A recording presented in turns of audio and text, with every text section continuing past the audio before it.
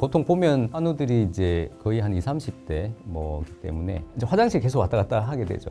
쟤는 왜 화장실 저렇게 자주 가니? 뭐 학교 생활에서도 마찬가지고 그런 인식들을 받고 좀 손해를 당하는 그런 한우분들을 좀 많이 봤습니다. 그래서 그럼 계속 이렇게 힘들게 살아야 되냐? 안녕하세요. 헬스조선 장가린 기자입니다. 5월 19일은 세계 염증성 장 질환의 날입니다. 염증성 장 질환은 소화관에 만성적인 염증이 발생하는 질환인데요. 대표적으로 궤양성 대장염과 크론병이 있습니다. 고령 환자가 많은 다른 만성 질환과는 다르게 20대부터 30대, 40대의 젊은 환자가 많은 게 특징인데요. 국내에서도 매년 환자가 늘어나고 있어서 관심도 높아지고 있는 질환입니다. 최근에는 염증성 장 질환의 치료 방법이 많이 발전해서 치료 목표 또한 높아지고 있는데요. 오늘은 경북대학교 병원 소화기내과 김은수 교수님을 모시고 염증성 장 질환이 어떤 질환인지 또 최신 치료 목표와 방법에는 어떤 것들이 있는지 함께 알아보는 시간 마련했습니다. 교수님 안녕하세요. 네, 안녕하세요. 저는 경북대학교 병원 소화기내과에 근무하는 김은수입니다. 오늘 우리 염증성 장 질환에 대한 내용을 환자분들과 가족분들이 좀 아시기 쉽게 제가 설명을 드리도록 하겠습니다. 네. 네, 교수님 반갑습니다. 네, 반갑습니다. 우선 이 염증성 장 질환이라는 질환이 아직은 좀 낯선 분들도 많으실 것 같은데요. 염증성 장 질환이 정확히 어떤 질환인지 먼저 소개 부탁드립니다. 네, 염증성 장 질환은 만성적으로 염증이 계속 장 쪽에 반복되는 그런 질환입니다. 대표적으로는 이제 궤양성 대장염 그리고 크론병이 있고요. 궤양성 대장염은 이름에도 나와 있듯이 이제 대장에만 국한이 되는 병이고 직장에서부터 시작을 해요. 그래서 항문 바로 위에가 이제 직장이라고 보시면 되는데 거기서부터 염증이 시작을 해서 이렇게 연속적으로 이쪽으로 이제 타고 올라간다고 그렇게 보시면 됩니다. 그러면 이제 직장에만 염증이 있으니까 이제 어떤 증상이 있을 수 있느냐? 그쪽 염증이 있으면 뭔가 자꾸 변이 보고 싶은 그런 느낌이 있어요. 변을 보고 나도 좀 찝찝한 그런 느낌도 있고 설사 이런 건 당연히 있을 수 있고 피가 염증이 있으니까 나올 수 있는데 바로 항문으로 나오니까 혈변으로 바로 나타날 수가 있죠. 그리고 점액 같은 그런 것들이 나올 수도 있고 또 큰 특징 중에 하나는 이제 급박감 이런 것들이 있을 수 있습니다. 그래서 급박감이 뭔가 하면 변이가 느껴지면 막 못 참겠는 거죠. 그래서 어떤 분들이 심하면 이제 실수를 하기도 하고 이제 그런 것들은 환자들의 이제 삶의 질에 굉장히 영향을 주는 그런 요소들이 되겠습니다. 그래서 궤양성 대장염은 또 혈변이 바로 나오기 때문에 환자들이 놀라서 이제 병원을 빨리 찾게 되니까 진단이 조금 빨리 되는 그런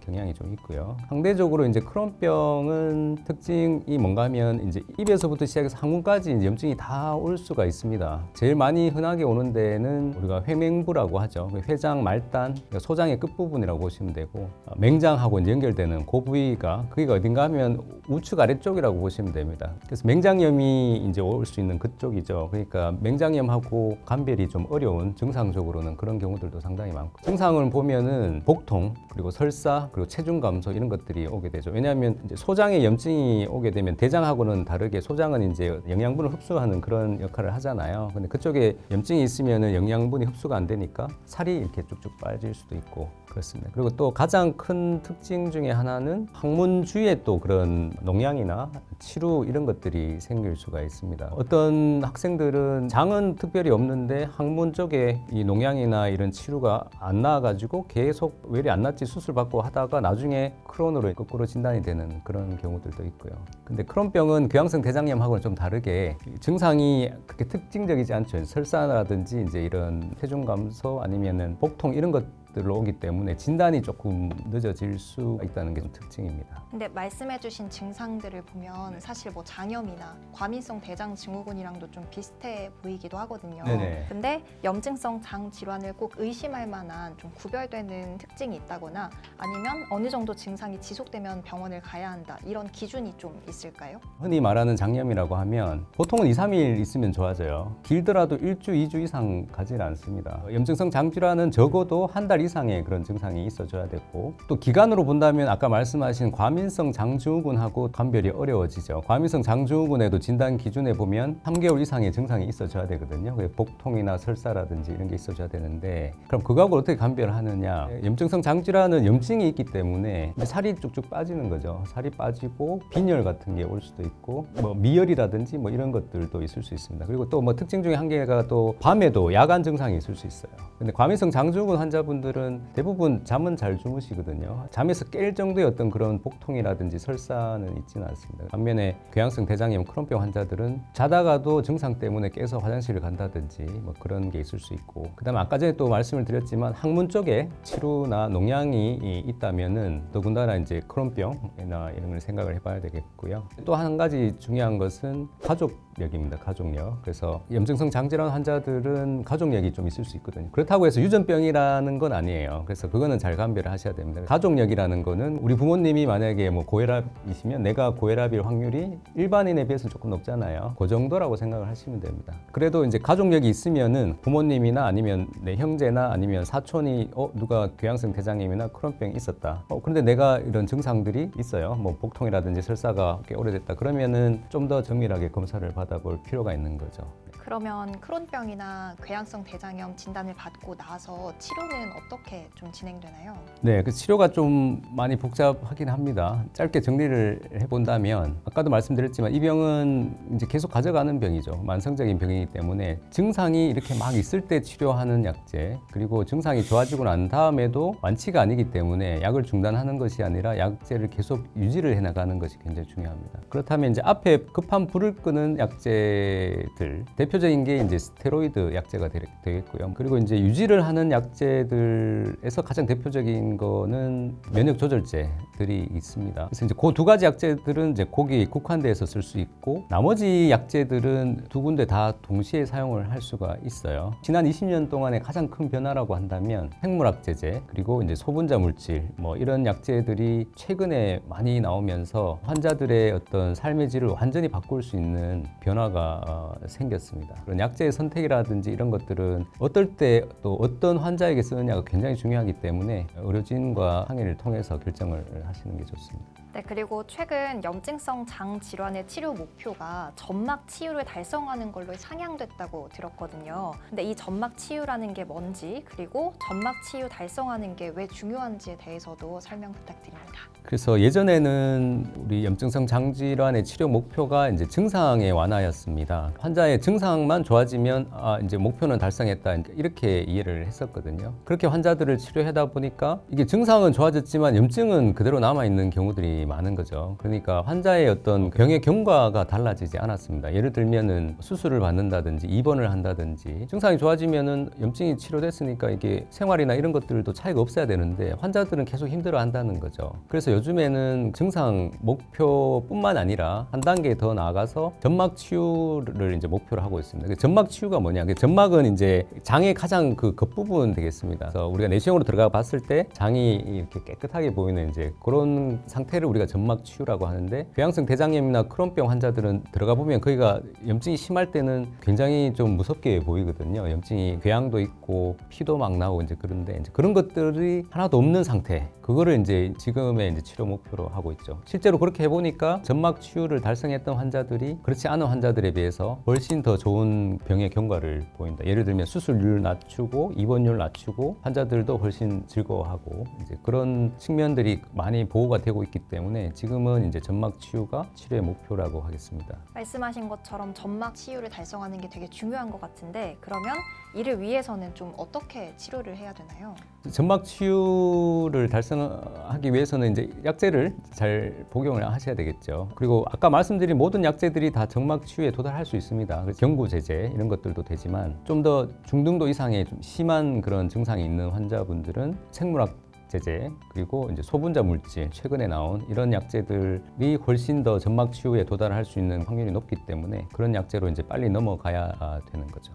점막 치유에 더 효과적인 표적 치료제 이제 말씀 주셨는데 크게 생물학적 제제 그리고 소분자 제제 말씀해 주셨거든요. 근데 사실 이게 좀 일반 환자분들에겐 좀 어려울 수도 있어서 이 두 제제가 어떻게 다른지 어떤 환자분들에게 각각 좀 적합한지 말씀해 주시면 좋을 것 같습니다. 뭐 가장 큰 차이점이라고 한다면 이제 주사제고, 생물학 제제는 주사제입니다. 단백질을 주사를 하는 거기 때문에 이게 먹을 수는 없고 그래서 이제 주사로 들어가야 되는 거고요. 소분자 물질은 이제 아주 작은 화학 물질이기 때문에 우리가 경구로 복용을 할 수 있는 거죠. 그래서 뭐 대표적인 거로 크게 나누어 본다면은 생물학 제제 중에서도 이제 염증을 막 이렇게 차단하는 그런 약제들이 있고요. 또 다른 기전의 하나는 백혈구가 이제 염증 세포죠. 염증을 일으키는 그런 세포들이 장으로 가는 거를 이렇게 딱 차단을 하는 그런 또 약제가 있습니다. 그래서 두 가지 차이점은 백혈구가 가는 걸 차단을 하기 때문에 효과가 조금 늦을 수 있다. 뭐 이런 특징이 있겠고, 근데 아까 앞에 염증 매개 물질을 다 불락하는 그런 약제들은 효과가 그나마 좀 빠르게 나타날 수 있겠다. 뭐 이런 정도의 차이가 있다고 보시면 되겠고요. 소분자 물질은 최근에는 잭 억제제,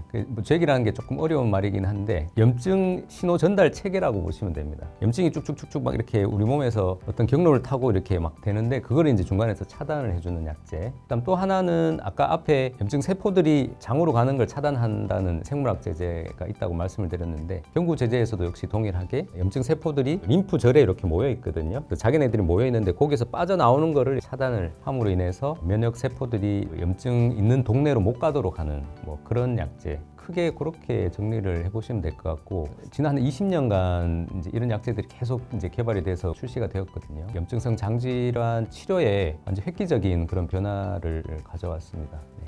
아무래도 점막의 염증이 눈에 보이는 건 아니다 보니까 환자분들 입장에서는 이 점막 치유 달성이라는 목표를 쉽게 받아들이지 못하실 수도 있을 것 같아요. 교수님은 환자분들이랑 이 치료 목표를 설정하실 때 어떻게 하시는지 좀 궁금하고요. 또 환자분들이 이제 의료진과 상담할 때 뭐 꼭 체크해야 할 부분이 있다면 이 부분도 말씀해 주시면 좋을 것 같습니다. 우리가 이제 류마티스 관절염이나 이제 건선이나 뭐 아토피 피부염 이런 면역 매개 질환에 있는 환자들은 이제 이게 다 보이거든요. 손에 관절이 변하는 거, 피부가 안 좋아지는 걸 보이기 때문에 목표가 명확합니다. 눈에 보이는 게 좋아지면 이제 그걸로 환우들도 굉장히 잘 따라오게 되는데 염증성 장질환은 이 장에 있기 때문에 겉으로 드러나지 않는 거죠. 말씀하신 대로 그 점막 치유 효과를 우리가 설득하는데 굉장히 큰 어려움이 있어요. 그럼에도 불구하고 우리가 환자한테는 이야기를 해줘야 되는데 내시경을 저는 이제 개인적으로 보여주면서 그렇게 설득을 하는 편이고요. 내시경이 이렇기 때문에 이렇게 좋아져야 된다. 그렇기 때문에 열심히 더 치료를 해야 된다. 이렇게 말씀을 드리고, 또 하나 이제 이런 만성 질환에 있어서 가장 중요한 거는 공유 의사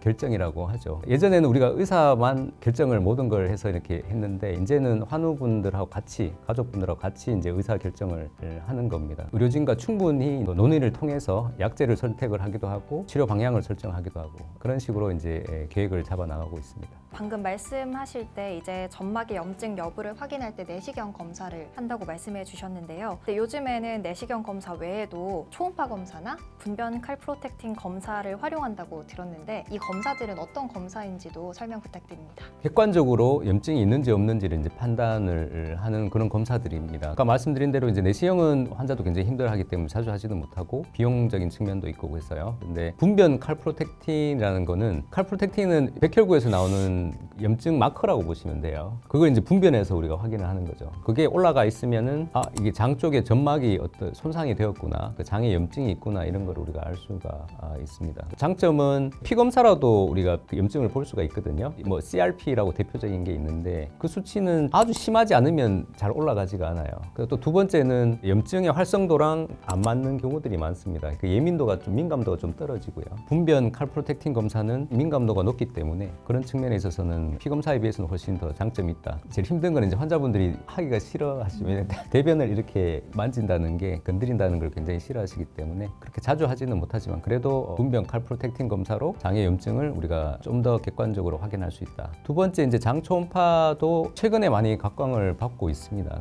초음파는 아시죠? 그래서 바깥에서 이렇게 보면 염증이 있는 곳은 장이 굉장히 두꺼워지거든요. 장의 두께나 그다음에 혈류량이나 뭐 이런 걸 보면서 염증이 있다 없다를 우리가 판별을 하는 건데 도입된 지가 얼마 되지 않았고요. 아직 이것도 여러 가지 제한점이 있습니다. 그러니까 내시경이나 CT나 MRI를 완전히 대체할 수 있는 그런 검사법은 아니고요. 어느 정도 도움을 받을 수 있고 또 경험이 좀 더 많이 쌓여야 되는 그런 검사다라고 이해를 하시면 될 것 같습니다. 네.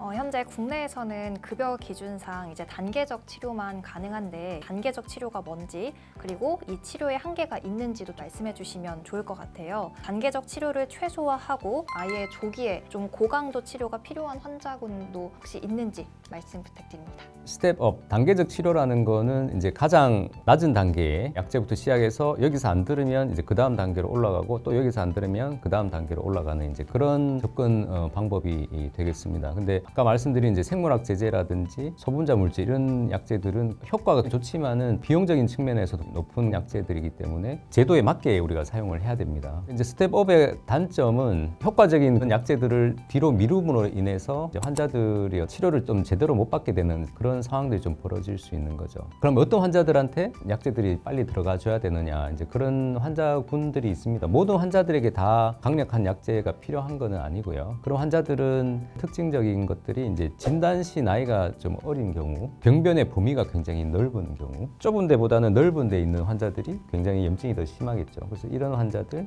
크론병 같은 경우는 처음부터 이제 장이 막 뚫리는 경우가 있어요. 뚫리거나 아니면은 좁아져 있거나. 그래서 그런 특징을 보이는 경우, 그리고 뭐 궤양성 대장염 같은 경우는 처음부터 스테로이드를 많이 써야 되는 이런 환자들에 있어서는 스텝업보다는 좀 더 빨리 그런 약제들이 들어가주는 생물학 제제 그리고 소분자 물질들을 너무 기다리지 말고 너무 지체하지 말고 그런 특징들을 보이면은 빨리 해서 이제 그런 약제들을 사용하는 단계를 취하고 있습니다. 네.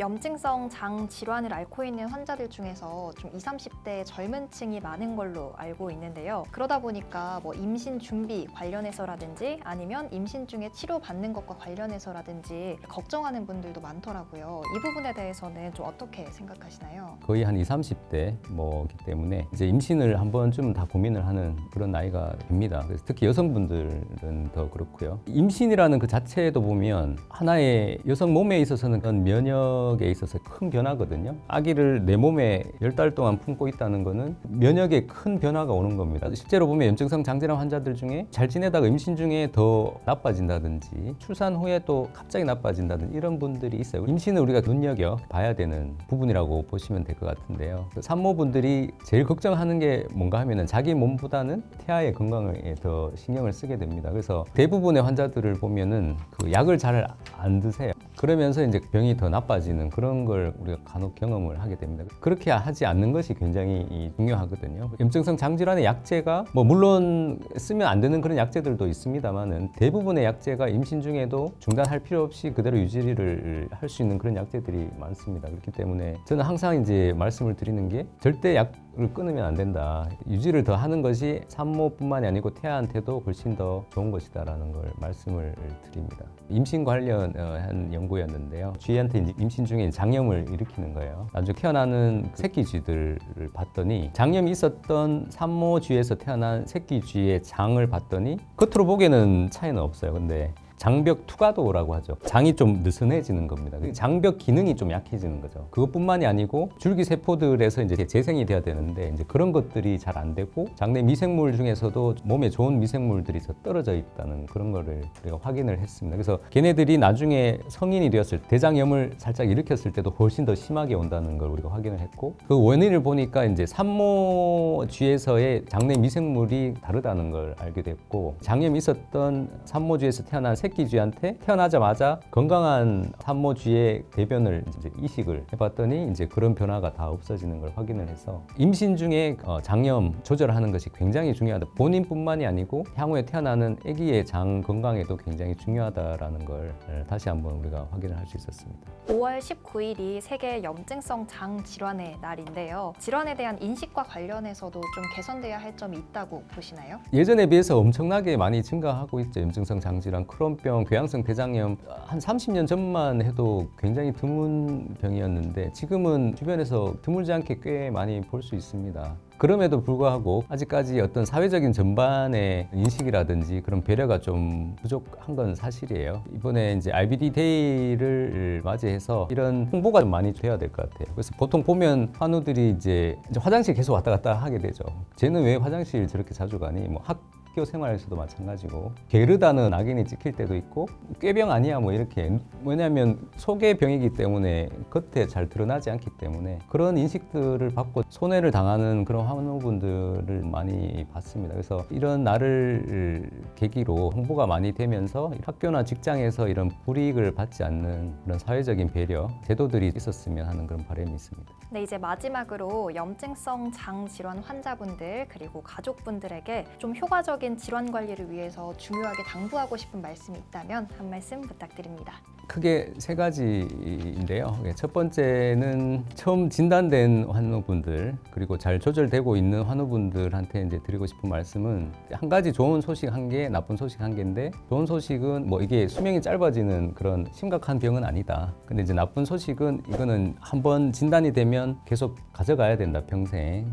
그럼 계속 이렇게 힘들게 살아야 되냐? 그 말씀은 아니고 지금은 이제 좋은 약들이 많이 나와 있기 때문에 증상을 이제 없애고 염증을 없앨 수 있다. 그렇지만 없앨 수 있다 해서 나는 이제 약을 안 먹어도 되지 않나 이렇게 이야기하시는데 그렇지 않다. 그건 이제 그 1단계 통과한 거고요. 2단계는 더 중요한 거는 이를 이제 유지하기 위해서 계속 약을 꾸준하게 복용하고 이제 관리해야 된다. 이게 가장 중요하고 두 번째 환자분들은 약을 자기는 열심히 잘 먹는데도 지금 증상이 계속 생기는 분들이 있어요. 그분들한테 드리고 싶은 말씀은 아직까지 본인한테 맞는 약을 찾아가는 과정이다. 이렇게 생각을 하시면 좋겠습니다. 안 맞으니까 빨리 바꿔야 되지 않나 이제 그렇지는 않아요. 그래서 약제를 한번 시작을 하면은 우리가 좀 효과를 보기 위해서 좀 기다리게 되거든요. 그런데 좀 기다리기는 하지만은 언젠가는 본인한테 맞는 그런 약제를 찾아갈 수 있습니다. 그렇게 힘들게 생각하지 마시고요. 세 번째 환자분들이 이제 제일 좀 힘든 분들인데 모든 약제를 다 썼어요. 그런데 이제 아직까지 병은 그렇게 좋지 않은 그런 분들이 있습니다. 그렇지만은 지금 약제들이 계속 개발되고 있습니다. 앞으로도 진료실에서 사용할 수 있는 그런 약제들이 또 이제 계속 나오고 있거든요. 그러니까 절대 희망을 놓지 말고 포기하지 마시고 우리 의료진과 함께 잘 따라와 주셨으면 한다는 말씀을 드리고요. 이 병에 휘둘리지 말고 본인이 삶을 좀 좌지우지할 수 있는 그런 분이 되셨으면 합니다.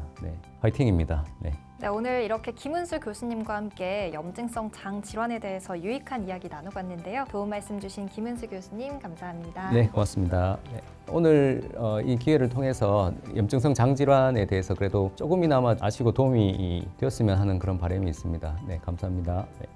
네, 지금까지 헬스조선 질병백과 염증성 장 질환 편이었습니다. 시청해주신 여러분 고맙습니다.